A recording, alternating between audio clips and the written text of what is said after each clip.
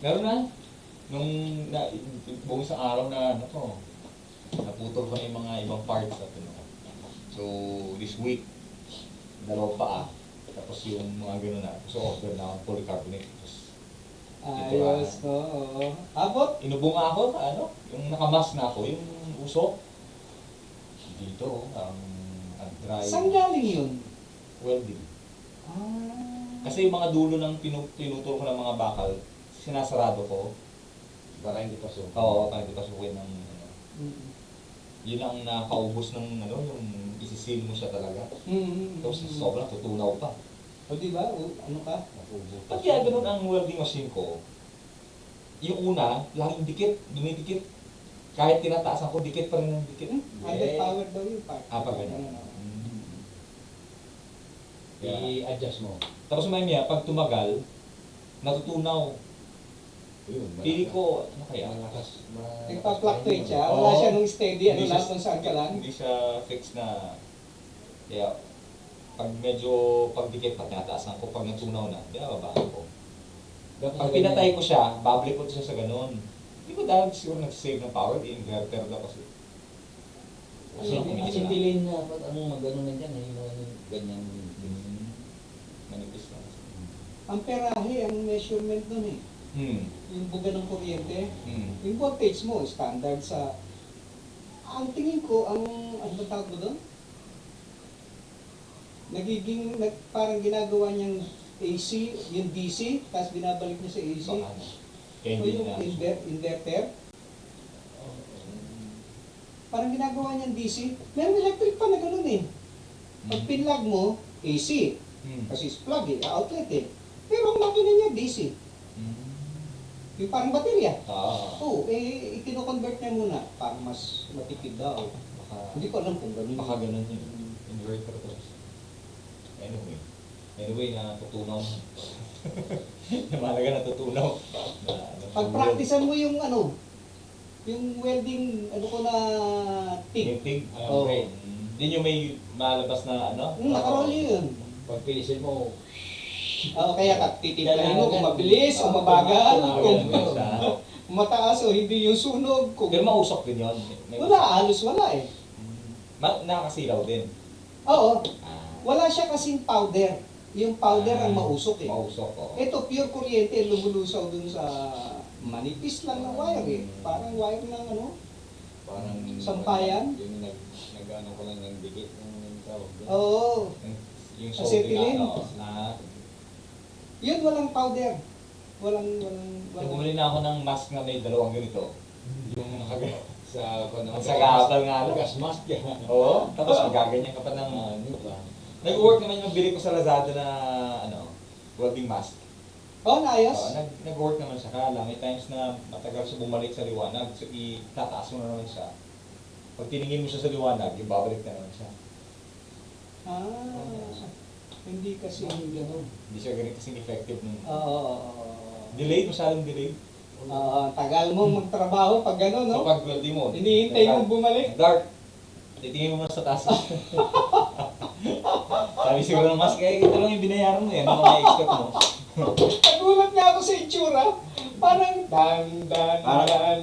Parang Iron Man na China made. Tararan. Yung Stormtrooper. Stormtrooper na. Hindi ba siya gumagana? Pag ano na, pag sige next time, yung desktop sa medyo decente.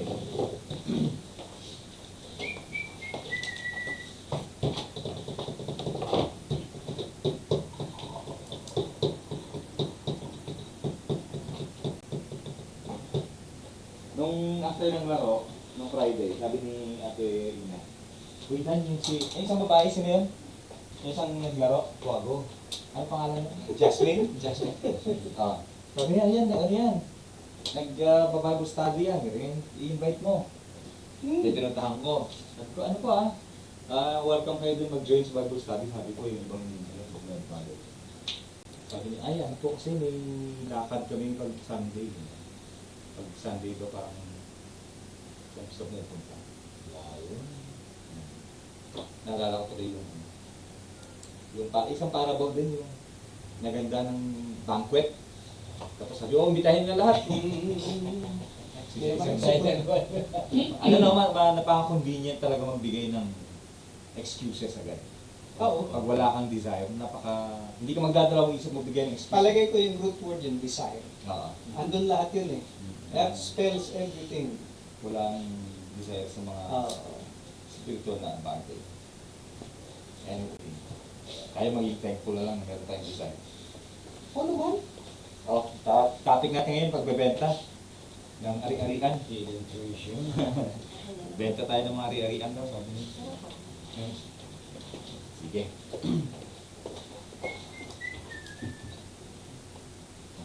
Wala naman tayo naantay na. So, Wala rin si Tess. nasa out of town. Bicol? 4 pa. Oo. Marami silang utang. Sige. Bayad sila. Let us pray. Aming Diyos at mga nasa langit, Panginoon, na aming kapanalangin ay bigyan mo kami ng liwanag at karunungan na gagaling sa inyo upang aming pamaunawaan ang kahalagahan ng inyong kaharian at nawa, Panginoon, ito ay naipasa namin sa aming mga mahal sa buhay, kita nila, Panginoon, ang pagpapala ng mga taong inuuna ang inyong kaharian. Upang panalangin sa Panginoon Jesus. Amen. Okay? So, ano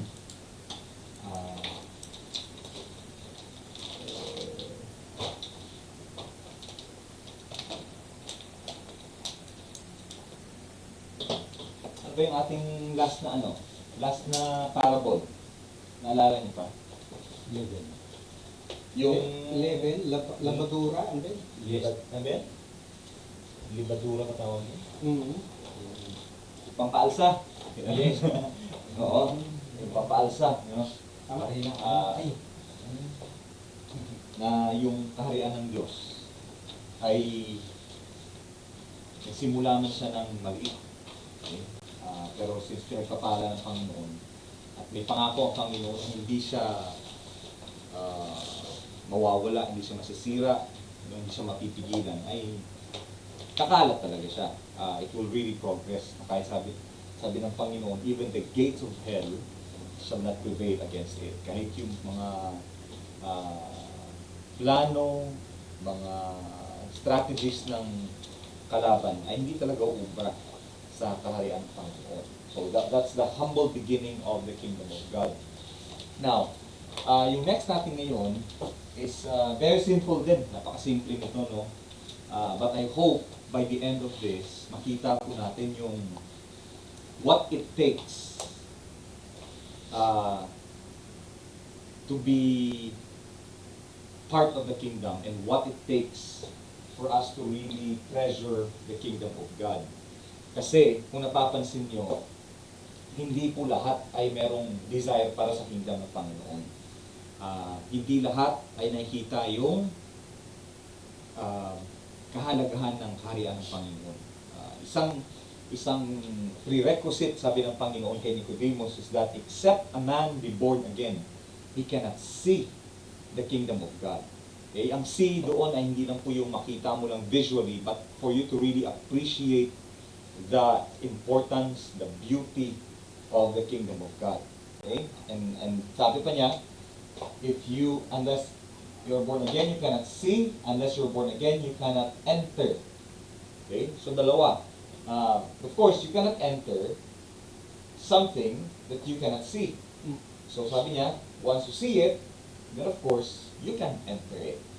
And ito po, ewan ko lang sa iba, pero for a Christian, na pagod na sa buhay sa mundo, at nawawala na ng pag-asa sa mundo, sa kalakaran ng mundo, ang pinaka-hahanapin mo talaga is itong kingdom of God. Okay? Ito talaga yung pinakamagandang mapakinggan mo. Wala nang iba eh. Wala nang iba. I mean, nakikita mo yung kayamanan, karangyaan ng mundo. Alam mo naman, karamihan dyan ay hindi naman galing sa maayos na paraan. And whatever is worldly will soon pass away. Okay? Sabi nga ni Paul, that which is invisible is eternal. which proves na kung ang invisible, okay, yung hindi nakikita, ay eternal. Ibig sabihin, yung visible, which is earthly, is what? Temporal. Pag sinabi mong temporal, ibig sabihin, sooner or later, it's just a matter of time, it would really go away. Mawawala talaga siya. At kapag ang kaligayahan mo ay dito mo inampla, as soon as mawala to, wala na rito. Okay? Kaya ang gustong ipakita ng Panginoon talaga sa atin is you really have to desire this kingdom of God. Kasi dito talaga ang totoong kaligayahan ng isang tao. Especially sa isang mananampalataya. Okay? So, dalawang parables po yan ngayon, no? The parable of the hidden treasure at saka yung the parable of the pearl of great price. Okay? Sabi dito, again, the kingdom of heaven is like unto treasure hid in a field, the which when a man hath found, he hideth, and for joy thereof goeth and selleth all that he hath, and buyeth the field. Again, the kingdom of heaven is like unto a merchant man, seeking goodly pearls, who when he had found one pearl of great price, went and sold all that he had, and bought it. Grabe, no? Hindi nagdalawang isip, binenta lahat. Okay? So, meron po tayong mga guide questions dyan. And again, ang pinaka-punto po ng parable na ito is the price, the cost, the value of the kingdom of God. Okay? What are you willing to give up? Okay? Hindi eh. The Lord does not require you to give. Okay? Na may ibibigay ka sa kingdom. Kasi ang kingdom ng Panginoon yung nagbibigay sa atin. Ang tinatanong ng Panginoon is, what are you willing to give up? Iba kasi yung to give, magdadala ka ng offering. Iba yung what are you willing to give up, yung iiwanan mo, yung i-abandon mo para sa kaharian ng Panginoon. What are you willing to give up for the kingdom of God? Okay? Ano na kaya nag-give up natin para sa kaharian ng Panginoon? No? Meron na ba kayo nag-give up kay Joey na parang ito yung naging hindrance kasi? Oo. Dati, maano ako sa sex. Mahilig akong manood ng mga porno. Ngayon hindi na. Isa yung parang during that time, yung binavalue mo talaga na ano yung source of Pagka nanonood ako ng ano ba yun? Cellphone, YouTube, bisa may sumisingit eh. Na ikiklik mo, tapos tutuloy-tuloy ka niya yan. Ngayon, pag may nakita ko nakabikini, ini-ignore ko nga eh. Takbo yung gano'n lang. Tinitrain ko na yung sarili ko na hindi na ako magaganyan. So far, wala, ano na. Okay. Matibay-tibay na. Sa awa ng Diyos na ano na, no? Hindi na, nakakano na. Tsaka pag may nakikita akong mga babae na sexy na naka-shorts o naka-plunging mga ganyan, masasalubong ko sa kalye, kaya kong daanan yan nang wala akong iniisip binibigyan mo ng mas mahabang damit. Wala na, hindi. Kaya ko nang turuan yung sarili ko na hindi ako interesado dyan. Tapos na. Nabigyan ka na ng capability na labanan. With the Holy Spirit. Right. Okay. Iba, ginigive up nila career. Iba yung career nila na katulad niyan, yung career nila na nagdadala sa kanila dun sa either sa kasalanan or career na nagiging hadlang sa paglilingkod sa Panginoon. It could be, alam nila yung kanilang trabaho na-involve sa malaking mga illegal gambling. Diba? Or may something illegal doon sa kanilang trabaho and they give it up. Kahit pa sabihin natin na ang ganda sana ng direksyon ng career nila, ganda sana ng future doon, tapos na to provide yung pangailangan ng pamilya. But since itong career na ito, nagiging hadlang, give up nila. Okay? Pwede rin yung mga belief, na lumang belief mo na ito yung pinapahalagahan mo na alam mo ito talaga yung ipinasa sa iyo ng mga magulang mo, nakasanayan mo, nakagisnan mong mga paniniwala na now you're willing to give it up for the sake of the kingdom of God. Okay? And so, dito na sa question dito, first question natin is, ano kaya yung treasure na nire-represent dito? Okay? Kasi medyo masyadong general kasi yung kingdom of God. Pag sinabi mong the treasure, the kingdom of God is like unto a treasure. But what specifically, anong meron doon sa kingdom ng Panginoon? Na pag nakita mo yung value niya, you are willing na talikuran lahat. Okay? Willing kang talikuran lahat para lang dito. Ako yung everlasting. Everlasting life. Oo. Yung buhay na walang hanggan. Kasi everlasting eh. Oo. Ano ba naman yung... Ganitong lifetime. Oo. Pagpapalit mo sa walang katapusan, ano ka ba? Hindi ka marunong Oo. mag-isip. So yung buhay na walang hanggan, okay? Yan, At ang buhay na walang hanggan pa naman, hindi na siya yung buhay na tuloy-tuloy ha. Pag sinabi sa Biblia na buhay na walang hanggan, ito yung buhay na without any restriction, na andun yung knowledge mo about sa Diyos. Di ba sa ngayon yung pagkakakilala natin sa Diyos napaka-limited lang dahil dito. But when eternal life parang nag-start na mag-roll out sa buhay natin, yung knowledge mo about sa Diyos, hindi ka na tatakpan ng kasalanan. Ibig sabihin yung pagkakilala mo sa Diyos, buong-buo na siya, punong-puno na siya. What makes eternal life so desirable. Kaya siya hinahangad ng karamihan dahil doon sa bagay na yun. And I think, of course, other than eternal life, of course, is the giver of eternal life. If you have the kingdom of God, you have a king. Okay? You have a king. And I believe the kingdom, kahit gaano pa kalaking kingdom yan, kung ang hari niyan ay malupit, napaka-inhumane ng treatment niya, ito yung mga emperor noon, sina Nero, Baliw, diba? Sina Ramses, yung nagpalit dun sa Pharaoh na naglagay kay Joseph sa kanyang pwesto. Napakalupit. So even if you have a kingdom, kapag hindi maayos yung hari, hindi siya magiging kanais-nais. And so, I believe, ang sinasabi dito na, yung treasure dito is really the king who governs the kingdom itself. Okay? So the kingdom itself with its king. Now, sa tingin nyo, bakit kaya bakit kaya nasa field tapos biglang may hidden treasure doon? Di balikan ko lang. Sige. Yung tanong mo nung una, makikita mo yung distinction ng sagot ko sa sagot mo. Napakalalim. Ang sagot ko is how I feel. Ang sagot mo is serving God. The king is now, ganun. Ako, ang sagot ko sa iyo is, gusto ko yan kasi habang buhay yan. Wala nang luha, dadagdag ko sana kanina, nakalimutan ko eh. Pero, makikita mo yung paano ka magbuo ng faith mo. Paano ka magbuo ng faith ko? Ang tinutukoy ko ron, kinakambyo mo na kami. Which is good. Actually, hindi ko nakita yung distinction. Para kasi baka sarili yung aking anong aking pakiramdam, anong pakinabang ko dyan. Hindi pumapasok sa isip ko na kasi magsiserve na ako sa Lord na tunay na nakikita ko siya na wala siyang bahid na. Pero hindi ko maiisip yun. Ikaw, yun ang sagot mo, kompleto, wala kang sagot ng tungkol sa.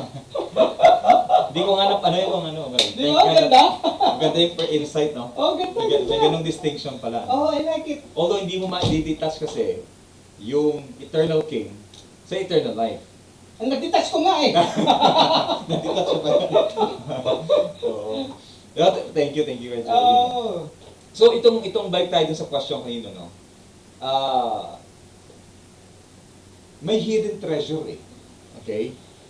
Actually connected siya dun sa number 3, who is the man? Kasi di ba, napapansin niyo, naalala niyo, yung paghahasik ng binhi, yung tao doon ay ang Panginoon mismo. Sabi niya, the man, yung farmer is the son of man. Pero dito, hindi sinasabi kung sino yung man. At bakit andun siya sa field. At bakit mayroong hidden treasure sa field. Okay? Bakit siya andun? No? Sino kaya itong taong ito? Sa tingin niyo, sino kaya tao, no? Kuya Santi. Hindi, wala namang, I mean, Walang wrong and right Walang, answer Oo. dito. although may right answer, pero wala naman tayong deduction pag may wrong answer. Meron. Strict na to classmate. Hidden treasure. Siguro yung...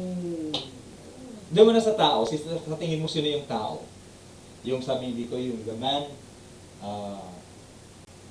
natagpuan niya yung kayamanan. Kasi tingin mo, anong kayamanan to? Di ba? Kahit ba't kailangan niyang bilhin yung lupa? Di ba pwedeng hakutin niya na lang yung kayamanan? Di ba? Ba't kailangan mo bilhin yung lupa? At bakit andun siya sa lupang yon? Yun yung tanong dyan. Kasi alam niyo may hidden treasure doon eh. Oo, na-discover niya eh. Oo eh. So, na-discover niya. Oo. Naalala ko sa Good Shepherd, sa school namin noon. Ang school namin, nasa tuktok ng hill.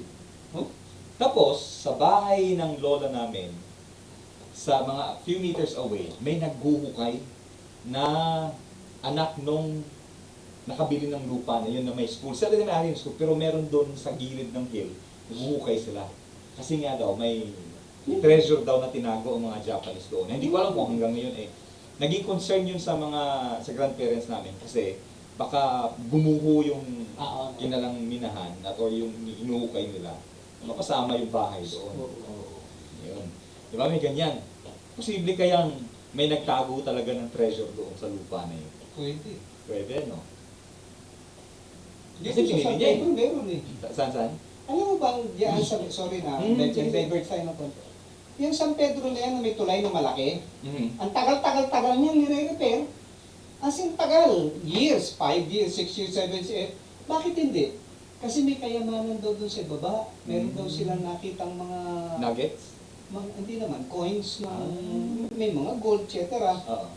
Yung isang kakilala ko na nagbibisikleta rin, na taal na taga San Pedro, may property sila rin sa baba.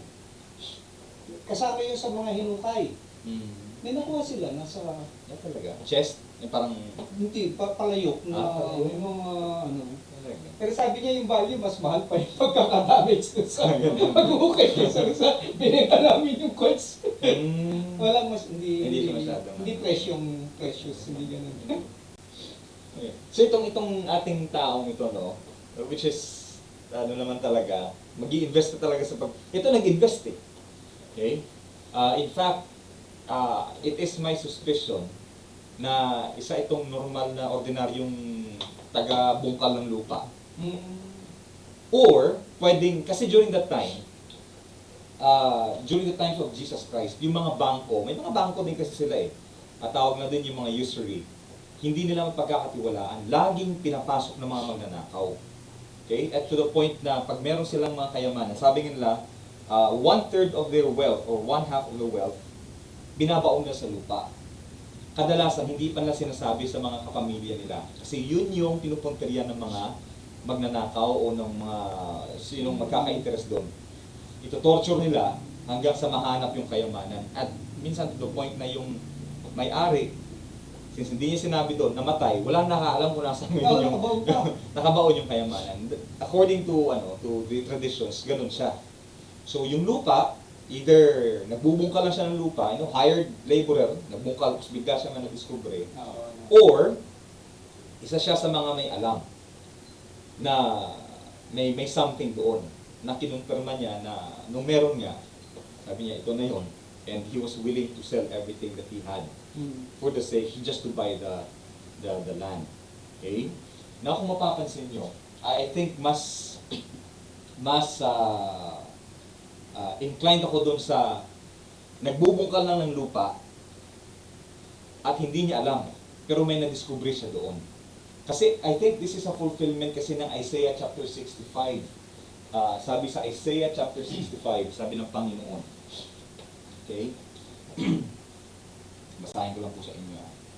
Isaiah 65.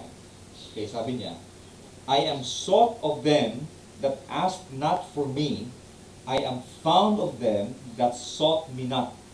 Sabi ng Panginoon, tagpuan ko ng mga taong hindi ako hinahanap. Incidental lang. Incidental. Talking about the Gentiles, okay, Kasi di ba pag Jew, sa kanya ay pinagkatiwala ng Panginoon kasi yung ano eh, yung kaharian eh. Pati yung mga katotohanan, and sabi mo sa Romans, to them, in-entrust ng Panginoon yung oracles, ibig sabihin yung mga katotohanan. So akala nila, hindi lalabas sa amin yung benefits ng kaharian ng Panginoon. Sa amin lang to. Okay? Kaya lang sinabi ng Panginoon sa Isaiah, 700 years before na ipanganak ang Panginoon. Okay? Sabi niya, darating ang panahon na matatagpuan ako ng mga taong hindi ako hinahanap. Which is, what? An expression of the grace of God. Na ang kaharian ng Panginoon pala, ay inilalagay niya na para matagpuan din, kahit yung mga taong hindi naghahanap sa Kanya, He makes it available to them so that they could find them at the least expected moment of their lives. Parang Diba? tayo. Parang hindi niya naman sinasadya. Papalo-palo lang tayo ng badminton eh. Andito na tayo ngayon nakaupo ng nakikinig. Oo, di ba? Parang Ay, sakto, hindi sakto. siya part ng plan eh. Wala Oo. kaming kaganyan. Hindi niya naman sinabi, mag-badminton tayo doon. Wala. Invite natin yung nagpapastor. Tapos later on, sabihin natin, Bible, hindi ganun eh. Wala. Di ba? Incidental eh, tama yung word talaga. Sakto-sakto. Although, from the human perspective, sasabihin mo incidental. Pero from the divine perspective, ang tawag dyan ay providential. Okay? Providence talaga, ibig sabihin, the Lord has ordained it. Siya talaga ang nagtakda na matatagpuan yung kayamanan ng mga hindi naghahanap. Ayan yung mga Gentiles. Okay? Grabe, no? Hindi ka pala kasama dun sa... Kasi during that time, pag sinabi ng Kingdom of God, Israel lang. Ay sinabi ng Panginoon, hindi. Yung kaharian ko matatagpuan din yan, kahit yung mga hindi nila hinahanap. He made it available for them.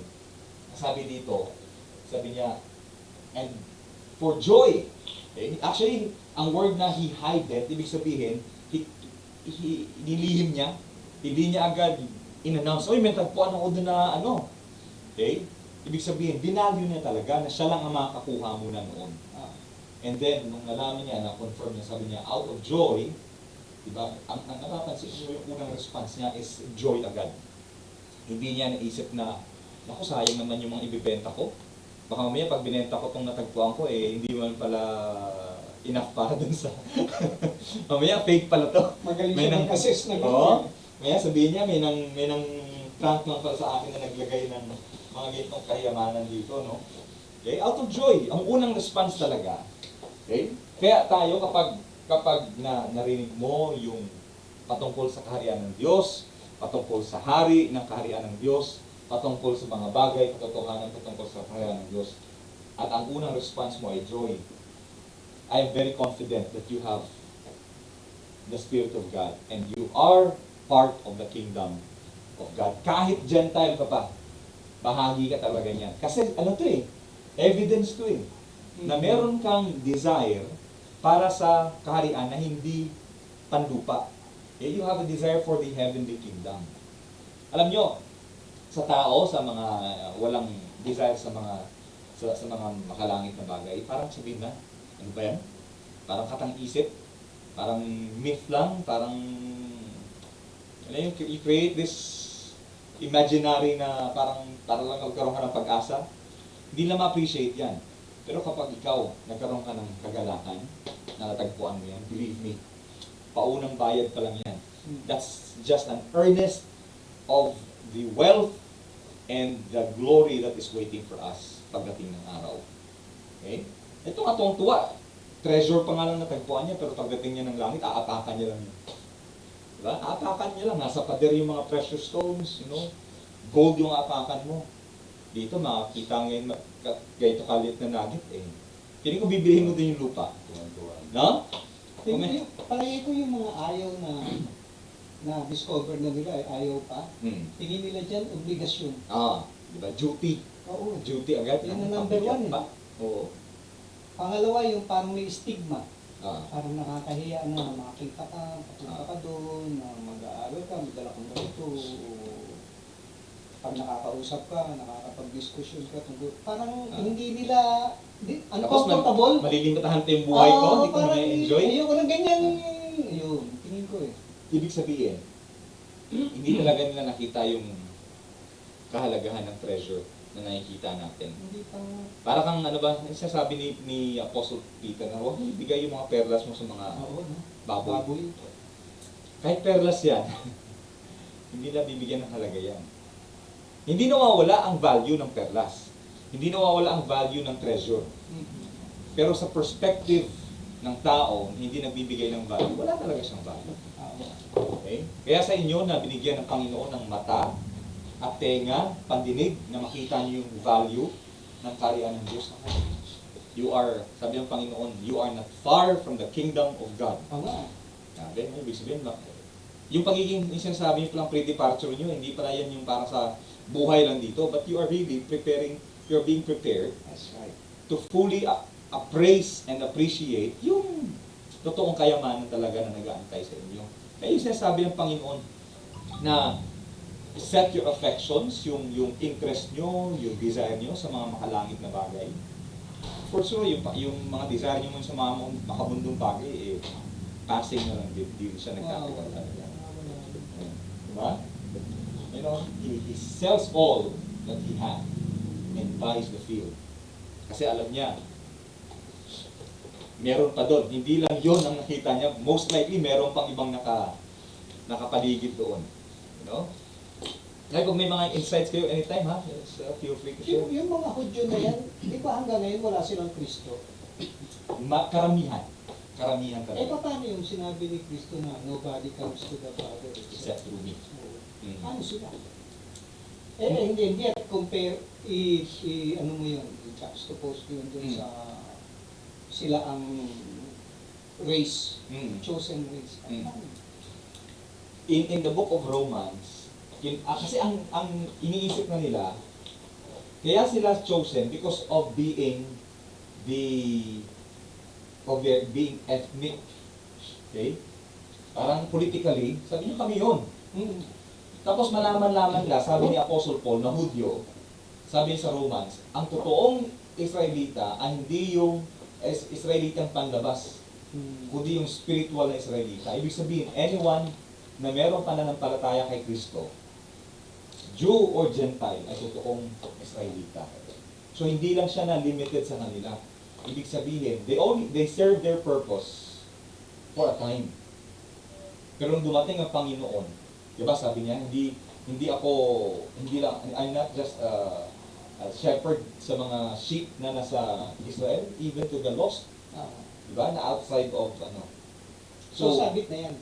Na Yung mga Hudyo na yun, sabit na yun. Yung mga hindi naniniwala pa rin kay Kristo. hindi naman wala na sa pag-asa kasi meron mga Hudyo pa rin na convert sa katotohanan ngayon. Meron talaga. In fact, may community na ang mga Hudyo ngayon na naniniwala kay Kristo. Oo. Pero part ng kanilang pag-reject kay Christ is dahil nga ni-reject nila, hinayaan na lang sila ng Panginoon na mabulag talaga sa paniniwala nila. Kaya sabi ng Panginoon, ito, pas yung sanga, dinagdag yung wild na olive. So sabi niya din dito, huwag kayo magmayabang. Ano na? Kasi kayo nga, Ito nga tinagpas, kayo ka kaya. Di ba? Kaya hindi ka pwedeng, wala talagang lugar ang pagmamayabang sa kaharian ng Panginoon. So ito, ang totoong Israelita pala is yung spiritual.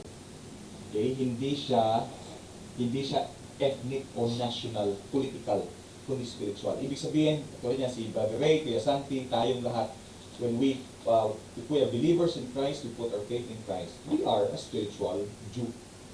Okay? We are a spiritual Jew, a chosen nation. At ang nation na yan pala, hindi lang siya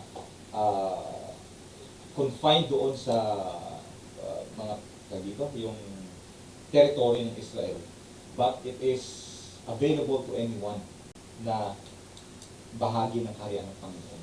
Kaya pagdating ng araw, sa Revelation chapter 5 verse 9, ang aawit sa Panginoon, sabi niya, out of every kindred, every tongue, every nation, na ibig sabihin, meron pala talaga mga spiritual Israelite sa iba't ibang bahagi ng mundo, iba't ibang era, iba't ibang generations. Okay, and we are blessed to be part of it. Hindi lang yung 144 na sinasabi ng Jehovah's Witnesses. Diba? Hindi yung totoo. Eh, otherwise, mahirap makapasok doon. Okay? Mahirap qualifications doon.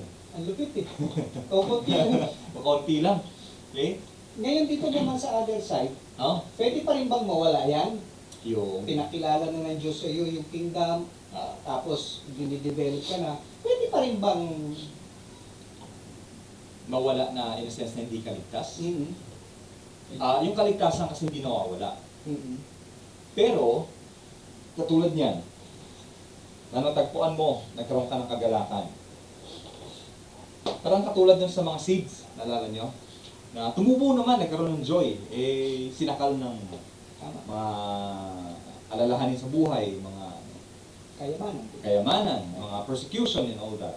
So, hindi nawawala ang kaligtasan, pero yung joy sa kaligtasan mo, pwedeng mawala. Tingnan nyo si David ha. Si David, nung bumagsak siya, nung nangaling niya, diba? Kay Bathsheba. Tapos pinapatay pa niya yung asawa ni Bathsheba para itago yung kanilang kasalanan. Nung nahinog yung kasalanan talaga at na-experience ni David yung disiplina ng Panginoon. Ang panalangin ni David, sabi niya, restore unto me the joy. Okay, sabi niya, the joy of thy salvation. Okay? Hindi nawala yung kaligtasan ni David. At doon pa rin siya yung the man after God's own heart. Pero yung joy na kaakibat na nararamdaman mo sana dahil nga sa kaligtasan mo, yun ang nawawala talaga. Okay? At saka kapag ang isang anak ng Panginoon ay nagpatuloy sa kasalanan, nagpatuloy hanggang sa hayaan ng Panginoon. Parang prodigal son. Okay? Minsan nga, sabi ang magiging pinaka-ultimate na ano niya, is mamamatay talaga sa kasalanan niya. Pero yung kanyang kaluluwa, manatili sa Panginoon. Yan, nasa lupa, gagawin ka talagang example ng Panginoon. Para doon sa mga, parang hindi na sumunod doon sa yapak o sa landas na tinatahak mo bilang suway na anak. Doon. Pero hindi siya dapat magiging license. Kasi iba ginagawang license yan eh. Oo, since hindi naman mawawala ang kaligtasan, okay lang pala kahit mamuhay na mamuhay sa kasalanan. Na dalawa ang pwede dyan. Either, hindi ka talaga ligtas, or, suwail ka talaga na anak. Okay? Yung mga hindi ligtas, syempre, hindi ligtas. Ang suwail na anak, doon mo talaga dadanasin yung disiplina ng Panginoon. Lahat, sakit, kawalan, mga sakit na hindi maintindihan ng doktor, bakit may sakit kang ganyan, yung mawawalan ka ng mga mahal sa buhay, yung mga bigla-bigla na lang, walang ka ng trabaho, ganda-ganda ng posisyon mo, and all that. Ang ganda naman ng karir mo, bakit ang bigat? Mga ganun ba? Okay? So, ganun siya. Mawawala yung kagalakan mo sa kaligtasan. Okay? Pero merong mga nagpapanggap na kunwari ay tagasunod ng Panginoon. Naalala niyo sa pagdating ng araw, sabi nila, Panginoon, Panginoon! Oo nga. Hindi lahat. Oo. Hindi lahat Ang tumatawag nung sa tumatawag sa akin na Panginoon, Panginoon ay makakapasok sa kaharian ng Diyos. Kasi yun pala, meron talaga mga nagpapanggap. Katulad kanina, no, Kuya Joey, and I'm glad that you pointed it out, na-brought up mo yun. Yung, kaya sa sumusunod sa Panginoon, because of the blessings and the provision, but they don't want the provider. Yung mga ganyan eh. Ha? Susunod ako, dahil siyempre pagiging Christian ka, daming Christian dyan, nagiging maganda yung buhay, nagkakaroon ng mga provision, dahil blessings. Pero ayoko sumunod dito. Ibig sabihin, ito yung mga katulad dun sa time na nagpakain ng Panginoon, sino itong provider? ang Panginoon mismo. Eh, you do not bite the hand that feeds you. Di ba sabi? They don't even want the hand. Hindi lang binabite nila, they don't want, they want what's in the hand. Parang inuuto mo Diyos noon, di ba? May ganun talaga. May ganun ka naman. May mga tao pang ganyan na inakala na pwede nilang lokohin ng Panginoon. Oo. Meron. Yung ganyan na, sige magsasamba ako, susunod ako sa Panginoon, manalangin ako, kasi gusto ko to. Pero pag sinabi ng Panginoon, benta mo na lahat, sumunod ka sa akin. Ay, Hindi, no. hindi ko kaya, Panginoon. Oo. Hindi ko kaya. Naalala niyo yung... Palagay ko meron nga yan. Maraming ganyan. Di ba naalala niyo, nagpakain ng Panginoon? tinapay, isda, dami. Kalalakihan ng 5,000 plus children, most likely 15,000. The second time around, nasa 18,000. Tapos sabi ng Panginoon, alam ko bakit kayo sumusunod sa akin. Sa tinapay at sa mga miracles na ginagawa ko. Ngayon sabi ng Panginoon, sige po, buhatin nyo na yung inyong sarili yung krus nyo at sumunod kayo sa akin. Ilan natira? 12. Judas pa isa. Oo. Diba? Kaya pagdating talaga sa pagpasok sa karyaan ng Panginoon, sa pagpapahalaga, meron talagang cost na i-require ng Panginoon. Okay? Meron talagang cost. At marami pagdating ng araw na ganito ang gusto nila. Pero pag sinabi na ng Panginoon na you give your life to me, follow me, deny yourself, ay ayoko. Okay? Ayoko. Ito yung mga, ano ba yun, mga disciples with benefits or disciples for the benefits. Okay?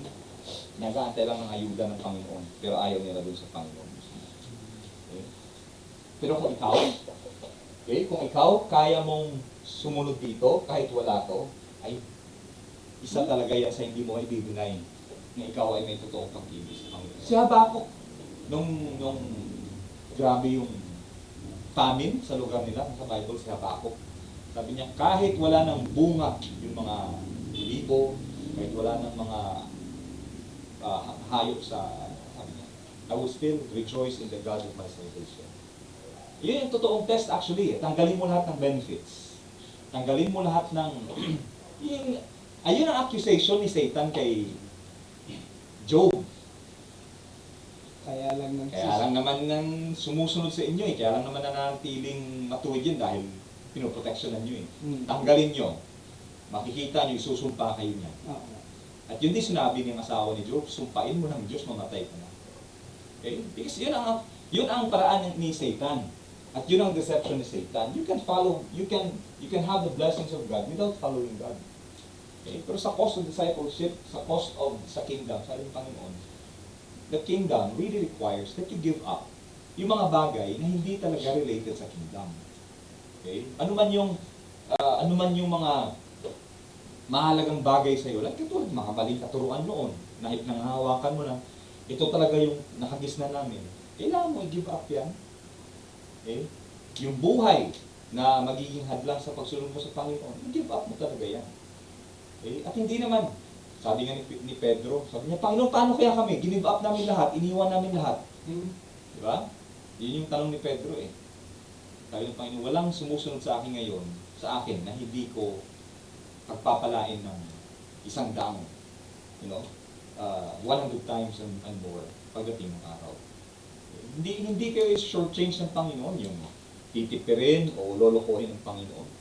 Hindi magsisinungaling ng Panginoon. Same din dito. Ito, second man natin. Okay? Yung merchant naman, itong merchant na ito, negosyante talaga to. He knows his trade. Okay? Alam niya talaga yung ginagawa niya. Businessman. Itong first man natin, providentially, natagpuan niya yung treasure. Itong second man natin, naghahanap talaga siya ng treasure. Collector talaga siya eh. Okay? Alam niya paano kumilatis ng pearl. Bakit hindi gold ang ginamit? Kasi during the time, ang pearl, I think na 3-4 times mas valuable siya kaysa sa gold. During the time of Christ, pearl ang pinakamahal na bagay kaysa doon sa gold. Okay? Yun ang pinakamahal talaga. Kaya pearl ang ginamit ng Panginoon. Dito naman, sabi, the King of Heaven is like unto a merchant man seeking goodly pearls, who when he had found one pearl of great price, went and sold all that he had and bought it. I think kasama dyan yung mga goodly pearls. Okay? Itong taong ito naman, I think this really is a seeker of the truth. Seeker of the kingdom. Okay? Examples natin sa Biblia, yung mga 3 wise men. Diba? Hindi naman sila Hudyo. Men from the east. Diba? Pero hinanap nila yung pearl of great price. Nicodemus, isang Hudyo. Pero lumapit sa Panginoon isang gabi. Kaya medyo may takot pa eh. Kaya gabi pumunta sa Panginoon, baka makikita kasi. Okay? Medyo nag-undercover si Nicodemus dun eh. Pero according to traditions, si Nicodemus later on, ultimately, gave up everything for God. According to traditions, namatay si Nicodemus talaga na walang-wala na. Give up niya talaga lahat. Yung posisyon niya bilang pariseo, alam niyo yung pariseo during the time, parang mga senador natin ngayon. Ganyan. Yung ganyang kataas yung mga posisyon nila during the time. That's how influential they were back then. Yung mga nasa national level na. Tapos meron kang isang anak na karpentero sa isang maliit na village. Lahat i-give up mo para doon. Alam niyo ang naging deciding factor nung nakita niyang nag-resurrect si Jesus Christ. Okay? Kasi kasama siya doon nung nilibing ang Panginoon, nung kinuha yung bangkay ng Panginoon. Kasama si Nicodemus doon. Kaya, yan din, kailangan identify natin. Ano kaya yung mga pearls na pinanghahawakan din natin na parang grabe din yung value nito. Pero kailangan ko give up para sa Panginoon. Ito naman, ano siya, ito naman, yung pearls na to, ibig sabihin mas malapit-lapit na to. Kasi ito seeker talaga to, naghahanap talaga to ng katotohanan. Hinahanap niya yung kaharian ng Panginoon. Okay? Hindi ito yung nag-badminton lang, tapos bilang ng Bible study. Ano talaga to? Naghahanap to, nagtatanong-tanong to, saan kaya itong Die hard. sinabi ng Panginoon, hindi daw mawawala yung kanyang kaharian. Saan na kaya yun? Di ba? Hinahanap niya. Hanggang sa natagpuan niya at believe up niya lahat. Best example natin dyan si Apostle Paul. Okay? Yun yung message namin kaninang umaga eh. Si Apostle Paul, sabi niya, kung merong magmamayabang dito patungkol sa laman, ako yun. Sabi niya, kawalong araw pa lang, tinuli na daw siya. I was circumcised on the 8th day. Sabi niya, I'm a stock of the tribe of Benjamin, of the stock of Israel. Kung merong pinakapurong Hebreo dito, ako yun. Pagdating sa kautusan ng Panginoon, wala kayong mahihanap na kapintasan sa akin. Sabi niya, you will find me blameless. Wala kayong kasawayan. Pero sabi niya, lahat pala yun ay basura sa harapan ng Panginoon. Kasi ang totoong value pala talaga sa harapan ng Panginoon na hindi yung kung ano meron tayo, hindi yung righteousness. Okay? Itong righteousness of Christ. Ulit-ulit mo sinasabi ito eh. Kasi lagi nating na pagbabaliktad yung sarili nating righteousness, yung self-righteousness natin sa righteousness ng Panginoon Kristo. Sabi ni Apostle Paul, kung sa standard lang ng tao, wala nang hihigit sa akin, sabi ni Paul. Imagine mo, halos may doctor's degree na sa Apostle Paul pagdating sa batas. Sabi niya, dahil nga sa sigasig niya, pati simbahan ng Diyos, Panginoon, sinubukan ng Israel. Kaya lang, nakita niya, sabi niya, lahat pala ito ay basura sa harapan ng Panginoon. What I considered great, what I considered gain, sabi niya, it's dung. Sabi niya, wala talaga kabuluhan, parang dumi. Dumi. Wala namang magbibigay ng halaga sa dumi, iiwasan na natin yung dumi. Diba? Yun yung ginamit na term kasi ni Apostle Paul. Ang sabi niya, and in Philippians chapter 3, sabi ko lang po sa inyo, I believe Apostle Paul is an example of this merchant man. Okay, in Philippians chapter 3.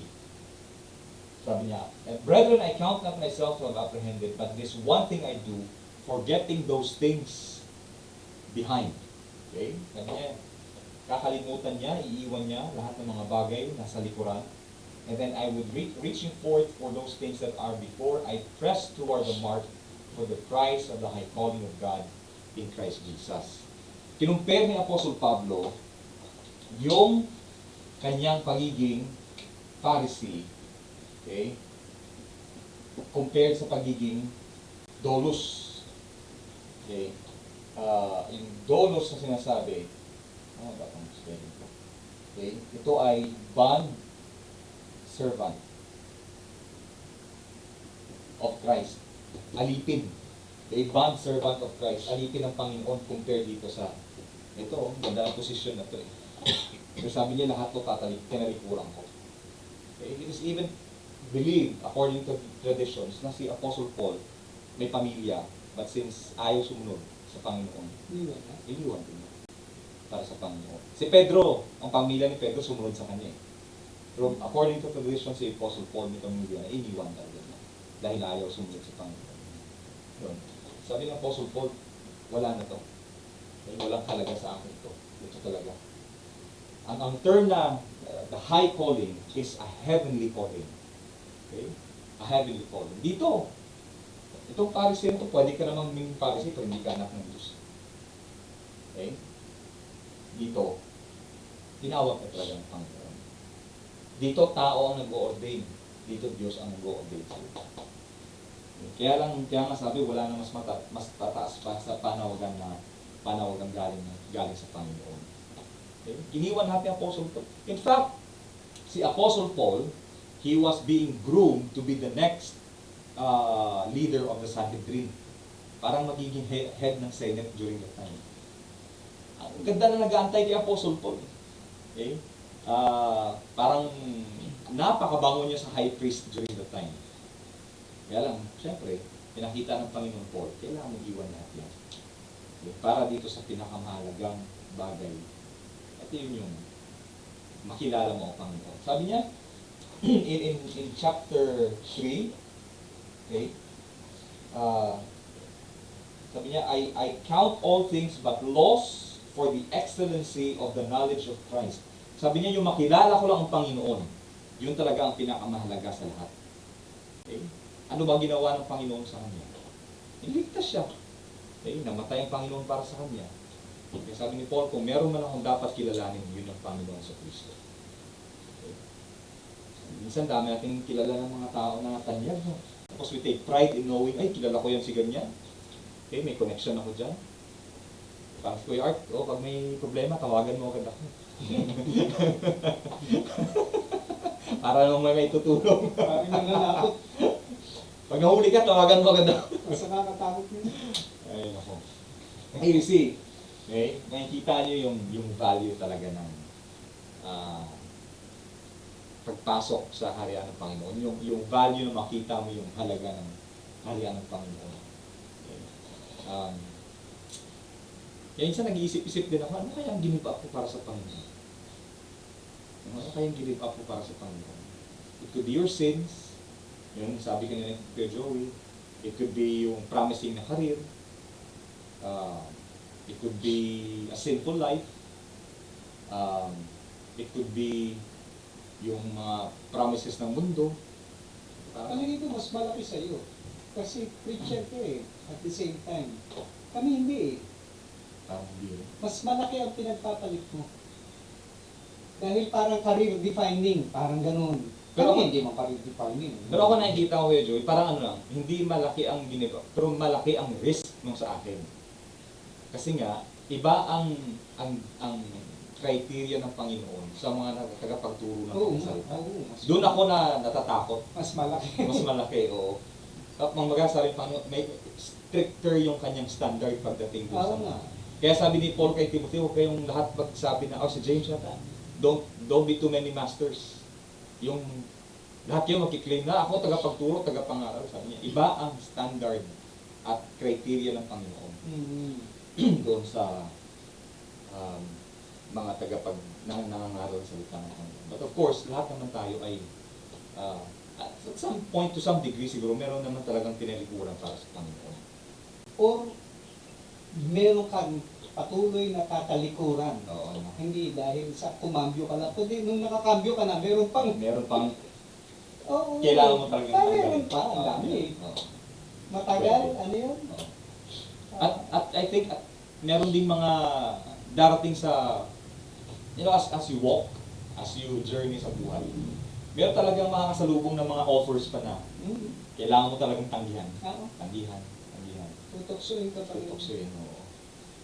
And kapag, tsaka yun nga, I think ang point ng talaga ng Panginoon dito, since natagpuan nyo na, huwag nyo nang pakawalan, huwag nyo bitawan. Give up nyo na lahat eh. Kumbaga, there's no turning back. There's no turning back. Ano pa bang babalikan natin sa mundo? Diba? Kay Kuya Santi, ano pa kayang babalikan mo sa mundo? Diba? Na nararasa mo naman na yung lupit ng kalupitan ng mundo. Ano ba ang the best na may offer ng mundo? Pero si Santi, dati pag pupunta kami rito, sumisigaw pa ako nun sa tapat ng bahay niya. Santi! Hindi, ngayon, andun siya sa kaupo na hinihintay ako. Sabi ko, kasusunod, 4:15 pa lang, alis na ako. Sa biyaya ng Diyos, no? Parang mauna ako. Ay, hindi nauna, andun na siya ngayon naghihintay sa akin. No? Ayos ah. Nawa Isa isa pa pa lang.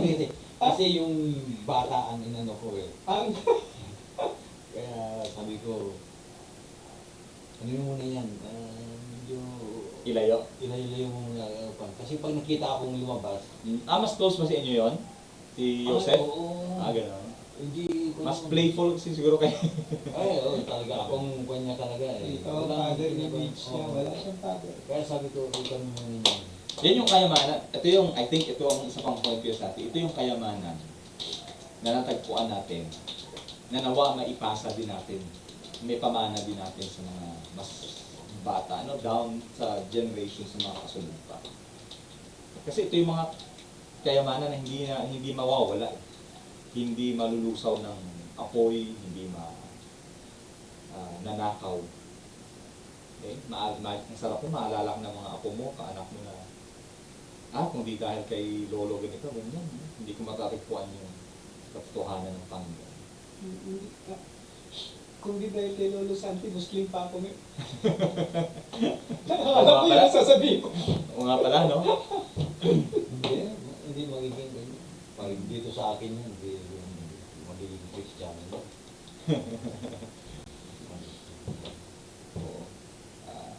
May malaking, although sasabihin mo minsan parang burden, pero may malaking opportunity si Kuya Santi ngayon Oo, yun na ang- pwedeng mahubog yung Yun ang magandang future tingnan. ng bata na yun. Oo. Diba? Ayun, kayamanan na ibinigay ng Panginoon.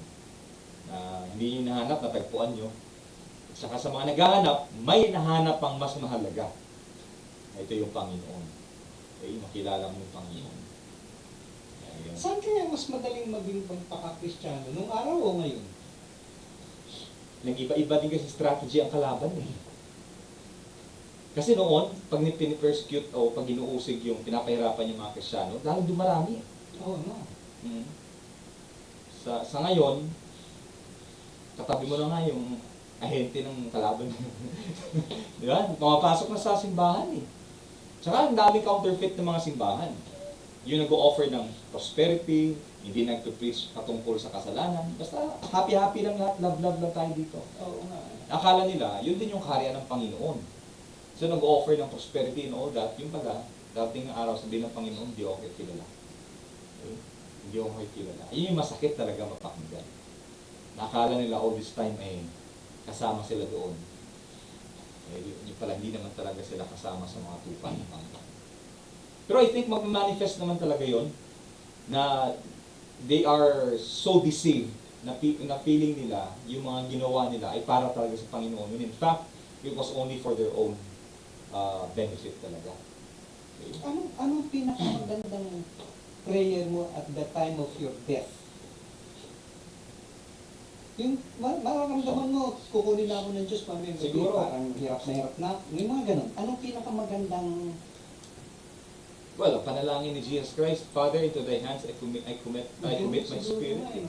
Si Stephen, ang prayer niya I think is kung di magkakamali, ang prayer ni Stephen yata is ganun din, receive my spirit. Yung parang you completely. Ang nakakalungkot, yung walang-wala ka ng tatalikuran, doon mo palang ma-realize, ay kailangan mo palang sumunod sa Panginoon, tapos nasa deathbed ka na. Oo nga. Ano pa kaya yun? Napaka-frustrating siguro, no? Yung gusto mo maglingkod, tapos hindi ka na Hindi ka na makagalaw. Galaw. Kwan. hindi ka man lang nga makapagsalita ng maayos. Yun na nga eh. Di ba? Kaya, blessing sa inyo na kahit sinasabi yung nasa pitos na kayo, pero nakapagbahagi pa kayo. Yung ano ba, yung sasabihin mo sana, no? Sana noon pa lang natagpuan ko na to. Yun. Ganun naman palagi eh. Nasa huli ang pagsisisi. Oo nga. Paano ka mapapatawad kaya ng Diyos yun? Wala namang imposible sa ano ng Panginoon. Yung nga lang, pagdating doon, di ba? Ang sabi ng Panginoon, there is a crown na nag-aantay para doon sa naglingkod sa Kanya. Hindi ko alam, kasi sabi ng Panginoon, sa mga naglingkod sa Kanya, sabi niya, you know, well done, thou good and faithful servant. Pumasok ka sa harian, ikaw na tapat at mabuting lingkod. Paano yung mga ano, no? Yung mga yung opposite. sa deathbed na, Kasi- sa kanilang, ano kayo sabihin ng Panginoon? Di naman siguro sa baat, hindi ka, hindi eh. Tupa ng Diyos yun eh. Pero I think, hindi ko lang alam paano ba sila i-welcome ng Panginoon na... Katulad yun doon, di ba? Sa cross yung Oo. Ayun, wala ding opportunity na maglingkod yun. Oo nga eh. Kaya lang sabi ng Panginoon. Sobrang swerte naman yung mama na yun. Oo. Sa dami-dami naman ng panahon at lugar, siya pa yung natabi kay Kristo nung talaga Ano? naman pa, tumawa Uy! siya ng sobra sa loto pa. Parang ano yan ha? Ito, hindi niya hinahanap yung Panginoon. Kaya nga. Providentially, andun siya. Di ba? Oo. Tapos sabi pa ng Panginoon sa kanya, today, hindi next time, today thou shalt be with me in paradise. Oo nga eh. Grabe. May mas malaking ano yun. Hindi yun malalagay sa Biblia o masusulat nang walang malaking symbolism. Ah, Na walang naka-attach na, ano bang ibig sabihin nung, ito nakachamba lang, nasabay lang, masamang tao to eh. Tulisan nga ito eh, kaya nga to, binitin kung hindi ito ibibitin. Nasabay pa siya. oo. Anong, And to think, nung iniinsulto nila yung Panginoon, sa isang record, pareho sila. Dalawa sila iniinsulto nila yung Panginoon. Hindi lang isa yung nagsabi na, sige nga, kung totoo kang tagapagligtas, sige nga, iligtas mo kami dito. Hindi. Nung una, dalawa sila, kasama yung mga sundalo. Ang nakakapagtaka dyan, bigla na lang niyang sinaway yung kasama niya. kumambyo Ibig sabihin, may nangyari na hindi mo makikita sa, sa naked eye mo, na merong ginawa ang Panginoon sa puso mo. And I think, in fact, yung case nung isang nakapako doon kasama ang Panginoon, it is a case of, I think that's grace in its purity. Kasi wala nang good works doon. Napansin nyo? Wala nang siyang chance na gumawa ng kabutihan, wala siyang chance na partake ng communion, walang chance magpabautismo, gawin yung mga sakramento, wala. Tanggal lahat yun. Ano pa magagawa niya? Pero yung biyaya ng Panginoon, sabi niya, Panginoon, alalahanin mo naman ako. Yun lang. Sabi ng Panginoon. Ngayon, sa araw na ito mismo, sabi niya, you will be with me in paradise. Biyaya yun, wala nang ibang sagot. Oo nga, di ba? I think that's the reason why it's worth recording talaga. Okay? Siguro pagdating doon sa langit, sabihin ng iba, last ko na nakita ito, nasa kulungan to. Last ko nakita, ito yung pumatay kay ginto, ganyan ah. Ba't dito yan? Kung may makapagsabi lang, no? Sabihin lang na, Kung mamamatay ka na, serious ka na sa lahat ng sasabihin mo, kagaya niya. Alam niya, mamamatay na siya. Serious na yung totoo, pure honesty na yung sinabi niyang Lord pagdating mo sa, baka, pero yung isa hindi, no? yung isa, ano yun eh. Wala talaga pagbabago sa puso nun. Papatay na, wala pa rin. Walang pagbabago sa puso nun. At I think, ano din yun? Mura ba yun na pag ikaw ay sobrang kriminal, tapos mamamatay ka na, ang gagawin mo lang, humingi ng patawad, tapos inalusot ka na. Ganun ba yun? Biyaya. Palagay ko eh. No? Pagkawarin ka eh. Oo, no. Basta seryoso ka, hindi ka peke-peke na ano. Hindi yung, wala ka ng ibang choice kasi. Di ba? Pinagsisihan mo yung kanya, yung... Biyaya kasi. I think yun ang kasagot dun eh. Biyaya kasi. Grace. Sabihin lang naman yun, kasi sabi ng tao sa gitna kasi, pumasok ako dito eh. I think hanapin natin yung pagdating ng araw. Di ba?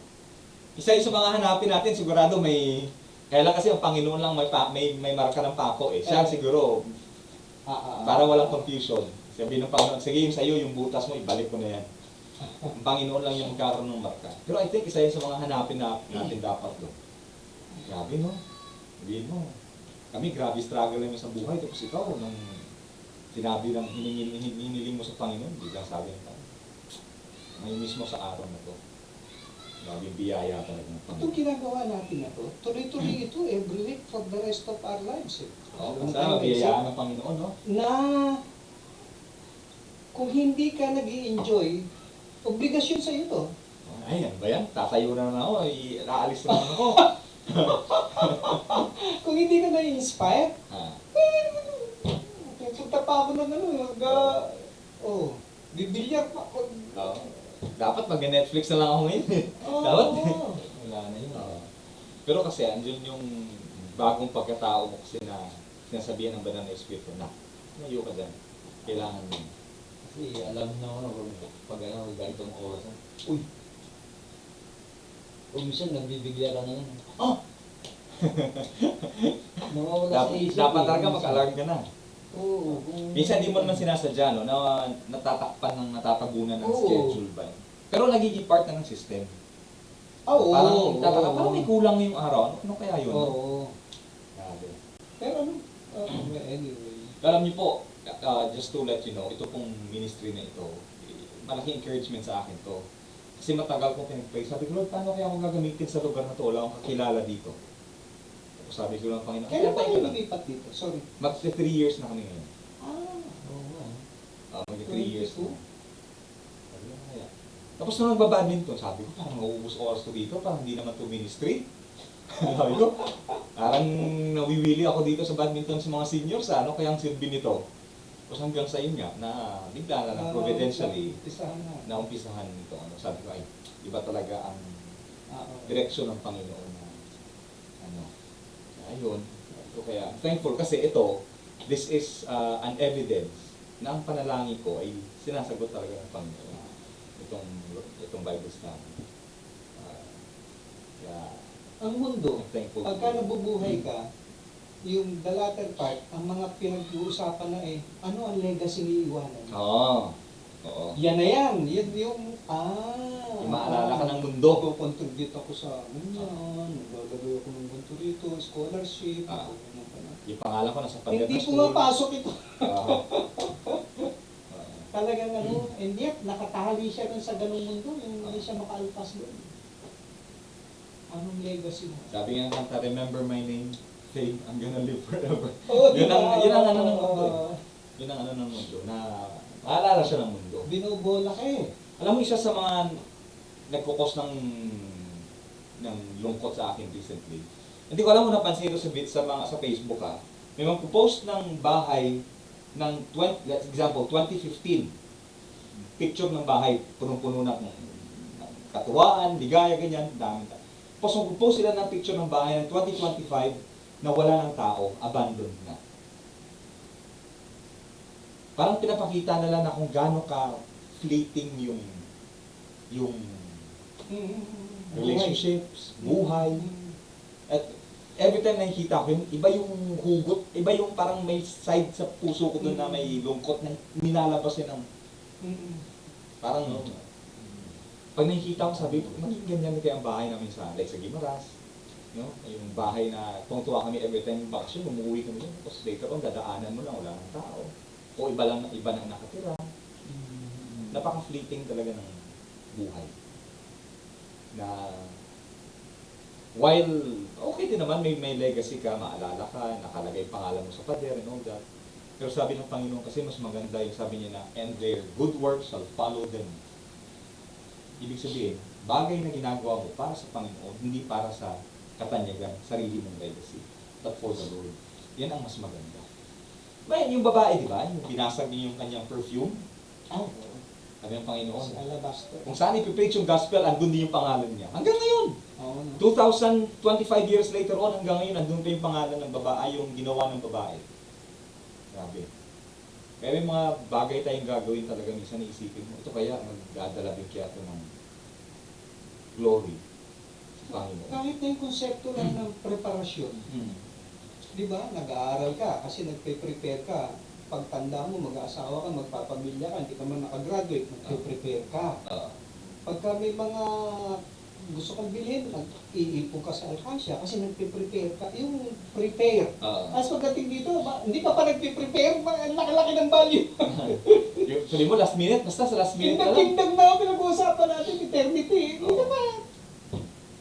din, no? Bakit di ka nagpiprepare? Nga ka pagdating ng... Sabi nga, yung mga taong walang desire para sa Panginoon dito ngayon, why would God want them to be with Him? To spend eternity with Him? Eh kung dito nga wala silang pagnanais para sa Panginoon, ba't naman kita isasama mo? Ibig sabihin lang yan, wala ka talagang banal na espiritu na walang pagnanasa sa Panginoon. Kaya, pinagpala ang mga taong merong desire para sa kaharian ng Panginoon at binenta ang lahat para sa kaharian ng Panginoon. Yun. Ganda ng ating topic. Ganda. Minsan mo lang alam paano mo i-express yung gratitude sa Panginoon. Oo, yung pasasalamat mo na. oo. Depende sa perception mo eh. Oo. Yung mga di walang yung kapraso, wala siyang nakikita ng pagpapasalamat. Di ba siya naliliwala? Oo. Yun. Sige. Any questions po? Meron bang gustong linawin o itanong? Tuloy-tuloy na tayo Santiago, ano? James. Dito. Pag-pray ko yan. Till Basta death- mga ano till lang. death do us part, no? Pag-pray natin yan sa ano. Totoo. Totoo. Basta nandito tayo dito. Iyan. Sa awa ng Diyos at sa biyaya ng Diyos. Oo, committed na tayo dito eh. Yun. Ganda. Maganda yung ganyang mga plano. Hindi yung kung ano ng mga plano sa mundo. Ay, maganda. Okay. Sige, let's pray. Panginoon, kami po ay nagpapasalamat sa kagalakang aming nadarama, Panginoon, para sa katotohanan. Kami man ay hindi naghahanap ng iyong kaharian. Ako po, Panginoon, ay aming nagpuan. Kami, Panginoon, ay kabahagi nito. Salamat, Panginoon, dahil ikaw ang aming hari. Salamat, Panginoon, dahil ikaw ang siyang patuloy na nagbibigay sa amin at nagbibigay sa amin, Panginoon, ng assurance na kung sino man ang nasa inyong mga palad ay walang nakakatanggal sa amin. Salamat sa Banal na Espiritu na patuloy na bibigay sa amin ng pagnanais na mabasa, maunawaan at may sa buhay, Panginoon, na nasa inyong salita. Panalangin po namin na nawa ay karoon ulit ng sigasig sa puso ng aming mga kasamahan sa Bible study na ito. Na nawa, Panginoon, unahin din po nila ang iyong kaharian. Pagpalain niyo, Panginoon, ang aming pag-aralan na manatili ito sa aming mga buhay at hindi manakaw, Panginoon, sa pangalan ng Jesus. Amen. Amen. Amen. Amen. Pakibawasan po ito, ha? Para po kasi ito sa inyo. Ah, Oo. Ay, bawasan. pare kunin mo yung share ko para sa mga bata. Hindi. Ino-offer ko nga sa iyo, tapos tatanggihan mo, ano ka? Bakit mo ko tatanggihan? Yan po ay para talaga sa atin. Hindi, kaya- natin. Hindi naman para sa iyo eh, para sa mga bata. Ay, Baka mamaya kita ko kinakamihan doon, sisigawan kita. yung kakagat na lang eh, nasigawan ko. Ngayon na. Sige, ano na po kayo? I mean, nasa inyo, kakainin nyo ngayon o iuwi nyo. Yan ay biyaya naman na galing sa Panginoon. Naikwento ko ba na, di ba tinanong kita tungkol doon sa mahinang pressure ng tubig? Nagpunta naman ako sa Labeda, Oo. doon sa Pasita. Oo. Tapos, sige sir, schedule ka namin. Sabado yun. Sabi ko, pakihabol mo naman para maganda na pagdating bukas, meron na kaming malakas sa tubig. Hindi dumating. Tapos, Monday hindi dumating. Di ba ba, halos hindi ko na inintindi. Sabi ko, hindi naman sila seryoso. Oo. Side topic, yung meeting ng homeowners para pipili ng mga magiging official doon, Thursday, Huwebes. Di, kaming mag-asawa, sabi ko, sige, attend tayo, sige, ganyan. Ang nasa utak ko, ini-entertain ko na yung, ano kaya, baka ako masama rin. Medyo may ganun-ganun akong, alam mo kung anong araw dumating, Huwebes? Hindi ka na nasama dun sa ano? Hindi, naka-ready na kami mag-asawa. Umaga, nagbihis na, pupunta na kami. Doon pumarada yung, may dala ng pressure, et cetera. Dito po ba ay sabi ko, nililigtas pa rin ako after the last moment. Hindi ako mga kompromiso sa mga obligasyon na hindi naman ako para dyan. Ayaw niyan! Oh, yun. Sakto-sakto. Tapos hindi pa natapos agad, hindi nyo pumutok yung Oo, yun nga. Kaya maghapong ginawa. Pero mas malaki tuwa ng asawa ko kaysa sa akin. Kasi Na hindi siya, ako ayaw niya, ayaw niya, ayaw niya nung mga ganun. Ano na, buo na ba yung sa homeowners ngayon? Okay na? Hindi, yung kon lang yan, mga, anong tawag doon? Interim lang. Interim lang. 5 lang sila eh. Bakit laging problema ang sa mga homeowners? No? Kahit sa mga subdivision, laging problema Hindi yan. maganda ang nagpapatakbo. Isipin mo, walang sweldo yan. Oo nga eh. Wala kang, meron lang ata yan, ano tawag mo doon? Sa representation allowance, yung Pero bakit sila nagpupursige na ayaw na tanggal? Malaking pera. Malaking pera. Kasi nakita ko yung mga kondo eh. Milyon? Oo. hindi, isang taon. Milyon pala. 1.3. May treasure pala dyan. Wala. Hindi, may treasure. Hindi, kasi ang pera dyan, kasi 3 beses ng kinuha yung pera nito. Wala man na silang action. Oo. I-breakdown mo yun para. 1.3 million ang gross income for the year. Sa makatwid, 12 buwan. Ay di lumalabas yun, sa isang buwan ay parang 100,000 times 12, 1.2. Oh. Yung 100,000 mo, tatlong gwardiya lang, 60,000 na. So, tig-20 raw eh. Oh, meron ka pang isang trabahador, meron ka pang isang sekretary doon, pambayad pang kuryente, pambayad pang tubig, wala pa rin. Meron dong missing ingredient na hindi ko pa nakikita eh. Sabi ko siguro pag mag-e-election, kinakalabit ito ng mga kandidatong, pare, ikaw pa ng homeowners president dyan. Pakiyan mo naman. Yung mga, na hindi naman pwedeng manggaling sa personal nila. Pag ikaw kandidato, hindi ka lalapit isa-isa. Oo. Alapitan mo yung may person of influence. Di ang covered mo kagad eh. Hindi, talagang ninalapitan ka daw dyan. Oo. Ninalapitan ka. Kasama yan sa mga malaking churches, nilalapitan yung pastor doon. Ganun yan. Oo. Oo. Kasi kadalasan, may mga simbahan kasi na nagdidikta ang pastor kung sino iboboto. Oo daw eh, no? Eh, dito sabi ko, wala tayong ganyan. Bahala kayo sa... Basta maging wise kayo sa iboboto nyo. Oo. Alam Alam mo, iglesia, ganun eh. Oo. Kaya yun. Kaya...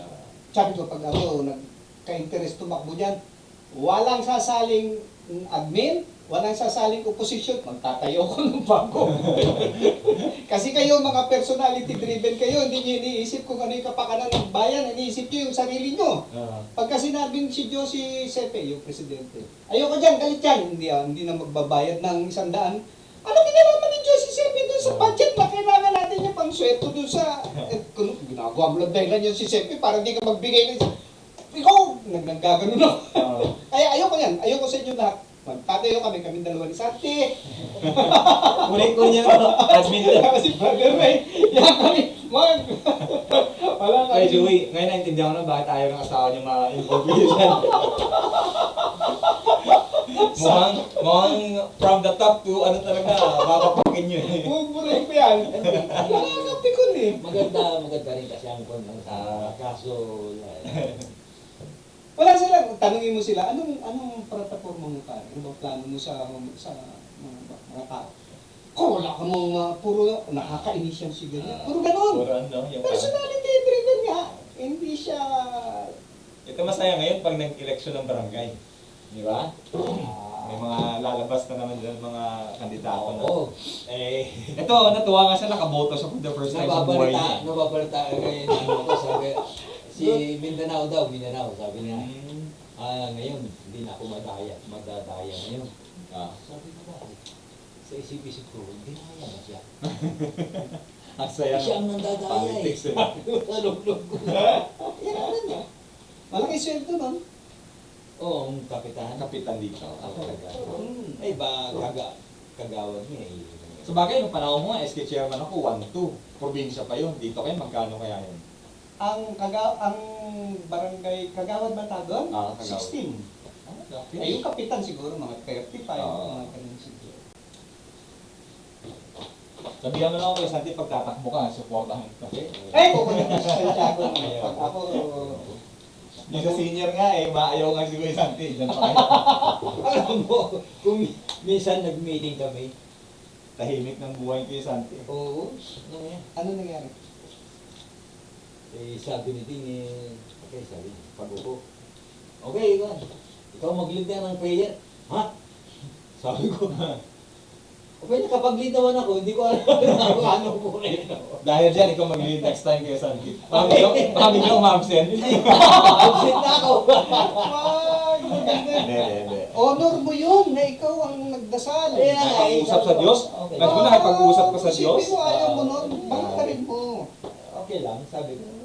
Malaking karangalan mo yun na magpuri sa Diyos. Ayaw ko yung mga... Ayaw mo lahat sila nakikinig, wala kang pakialam sa kanila sa Diyos ka lang Oo. Oo. Yung Diyos yung kausap ko. Uy, huwag niyo iwanan tong ano, oh. Santi, kumuha ka. Bigyan kita ng ano. Oh, please. Ay, ako, mag-i-insist talaga ako. Kasi para sa, ano yan, para sa akin yun. So, plastic. Oh. Parang dalawa sa ito na. Kunin mo na rin yung kay, ano, Yung aking share. kay Ate Tess, Ate Mel. Ito pa, oh. Ano, tama na ito. Ay, na yan? Sige. So, mukhang pahinga tayo ngayon sa ano, no? Kasi may laro dun sa... May laro. Tagal ko Hindi pa matapos yun, yung tournament. Hindi pa. Saan? Ang liga? Ang basketball. Tapos na. Tapos na. Hindi pa. Hindi pa. Naririnig ko pa sa bahay yung... Eh, hindi. Sa hapon.